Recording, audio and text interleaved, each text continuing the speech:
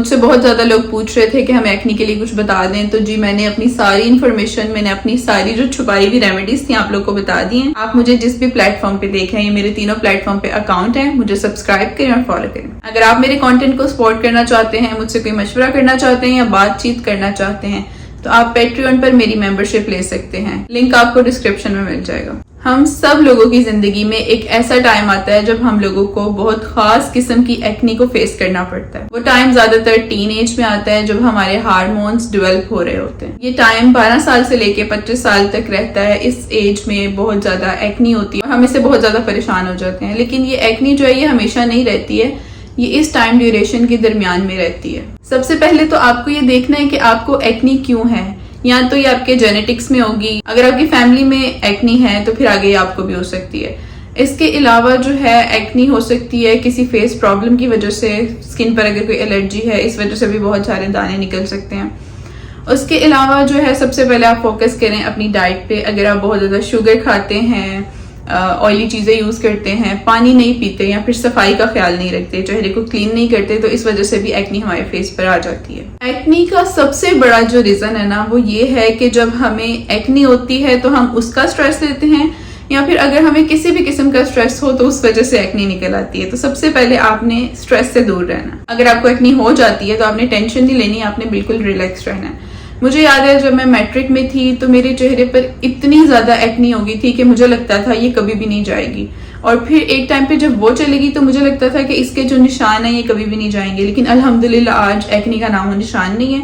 कभी कभी ऐसा होता है कि मैं जब ऑयली चीजें खाऊं या बहुत ज्यादा चॉकलेट्स खाऊं तो मुझे पिंपल्स निकल आते हैं। पानी का इस्तेमाल ज्यादा से ज्यादा करें। पानी कम पीते हैं उस वजह से भी आपकी स्किन फौरन से खराब होना शुरू हो जाती है। एक और बात मैं आप लोगों से शेयर करना चाहूंगी जो हम सब इग्नोर कर देते हैं।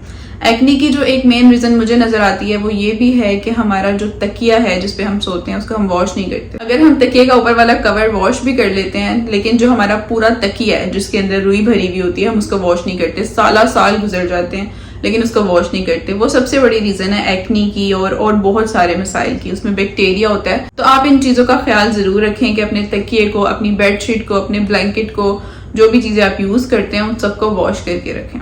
फिर एक और चीज आ जाती है सेल फोन, जिसके बगैर हम रह नहीं सकते।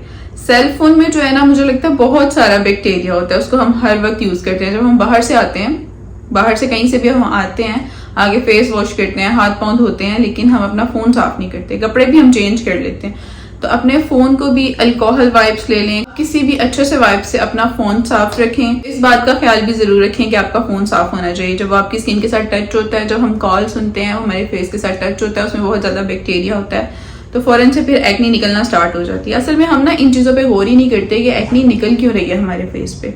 मेरे कहने पे अगर आप 15 दिन शुगर लेना बंद कर देते हैं किसी भी फॉर्म में, चॉकलेट्स खाना छोड़ दें, चाय पीना छोड़ दें, सिर्फ 15 दिन ये करके देख लें, अगर आपकी एक्नी में कमी ना आई तो फिर आपके पैसे वापस। आजकल हम सब लड़कियां मेकअप करती हैं, दिन में हम सब मेकअप करती हैं, लेकिन रात में हम लोगों में हिम्मत नहीं हो रही होती कि हम अपना फेस वॉश कर लें। हम थके हुए आते हैं और वैसे ही सो जाते हैं। मैं अक्सर जब ये गलती करती हूँ, मैं फेस वॉश नहीं करती और ऐसे ही सो जाती हूँ, मुझे दिनों में फील होता है कि मेरी स्किन खराब होना स्टार्ट हो गया, पिंपल्स निकलना स्टार्ट हो गए। तो लाजमी रात को सोने से पहले अपना फेस अच्छे से वॉश करें, कोई अच्छा सा क्लींजर यूज करें। मैंने अपना फेस वॉश करने के लिए ये रखा हुआ अपने पास। इस बॉक्स में है बेसन, वो वाला बेसन जिससे पकौड़े बनते हैं। मैंने कहा आप लोगों को आसान करके समझा दूं। मेरी स्किन बहुत ज्यादा ऑयली है और ये इतने अच्छे तरीके से ऑयल को कंट्रोल करता है ना कि मुझे किसी भी अच्छे फेस वॉश की अब जरूरत नहीं रही। मैं फेस वॉश यूज कर लेती हूँ, लेकिन बेसन जो है ना ये मस्ट है। इससे जब तक मैं अपना फेस ना धो लूं मुझे सुकून नहीं आता। मुझे लगता है कि मेरी स्किन के अंदर ऑयल रह गया जो निकल नहीं रहा। अच्छा, अब एक्नी को कम करने के तरीके पे बात कर लेते हैं। इसकी कुछ टिप्स हैं जो मैं आपको बताने वाली हूँ, आपने गौर से सुननी है। ये सब वो वाली रेमेडीज हैं, ये मैंने तब की थी जब मुझे बहुत बुरे किस्म की एक्नी थी। मैं कहीं पे जा नहीं पाती थी, लोगों को फेस नहीं कर पाती थी कि यार मेरा फेस बहुत बुरा लग रहा है। कुछ तरीके थे और बहुत ही ईजी से, बहुत ही सस्ते से, जिन्हें करने के बाद आप देख सकते हैं अब मेरे फेस पे कोई एक्नी नहीं है, कोई निशान नहीं है। नंबर 1 पे आ जाता है एलोवेरा। एलोवेरा को आप छोटे छोटे स्लाइसेस में कट करके अपने फ्रिज में फ्रीज कर लें। जैसे आइस क्यूब्स होते हैं ना, उस तरह से कट कर लें और उसके बाद रात को, दिन में एक टाइम आप अपने चेहरे पर आइसिंग करें एलोवेरा क्यूब के साथ। सेकंड चीज है हनी, और ये इतनी अच्छी है कि मैं आपको बता नहीं सकती। आप ये समझ लें कि आपके पिंपल्स आपकी एक्नी के लिए एक मरहम है, ये दवाई है आपकी एक्नी के लिए। आपने क्या करना है, कोई भी छोटा सा कोई खाली कंटेनर ले लें, उसमें डाल लें 1 या 2 चम्मच शहद डाल लें, और चाय की जो पत्ती होती है, चाय की पत्ती जिससे हम चाय बनाते हैं ना, वो वाली पत्ती। अगर 2 चम्मच आपने शहद डाला है तो आधा चम्मच आप चाय की पत्ती डाल लें, और उस कंटेनर को आप फ्रिज में रख लें, फ्रिज से बाहर रख लें, वो खराब नहीं होगा। उसको आपने मरहम की तरह दिन में 1 से 2 बार जहां जहां पे आपकी एक्नी है, या फिर अगर एक्नी खत्म हो गई है, सिर्फ दाग रह गए तो वहां पर अप्लाई करें और उसका आप मैजिक देखें। और थर्ड रेमेडी जो है वो है tea tree oil. Tea tree oil की आपने बहुत सारी तारीफें सुनी होंगी, मैंने भी इसकी तारीफें सुनी थी, लेकिन मुझे पता नहीं था कि ये बेसिकली करता क्या है। मुझे अब कभी भी कहीं पे भी एक आधा पिंपल निकल आता है तो मैं थोड़ा सा टी ट्री ऑयल बिल्कुल 1 ड्रॉप लेके सिर्फ जहां पे पिंपल होता है वहां पे लगा लेती हूँ। तो अगले दिन मुझे फील हो जाता है कि ये पिंपल बैठ गया और आहिस्ता आहिस्ता वो खत्म हो जाता है। तो टी ट्री ऑयल जो है वो पिंपल्स के लिए बेस्ट है। मैंने आप लोगों को 3 कमाल की रेमेडीज बता दी हैं, अगर इसमें से आप कुछ एक भी कर लेते हैं ना, तो आप यकीन करें आपकी एक्नी चली जाएगी, बिल्कुल चली जाएगी। अब यूज करें और फिर दोबारा मेरे कमेंट सेक्शन में आना है और मुझे बताना है कि आप लोगों को कितना फायदा हासिल हुआ। तब तक के लिए अपना ख्याल रखिएगा। अल्लाह हाफिज, बाय बाय।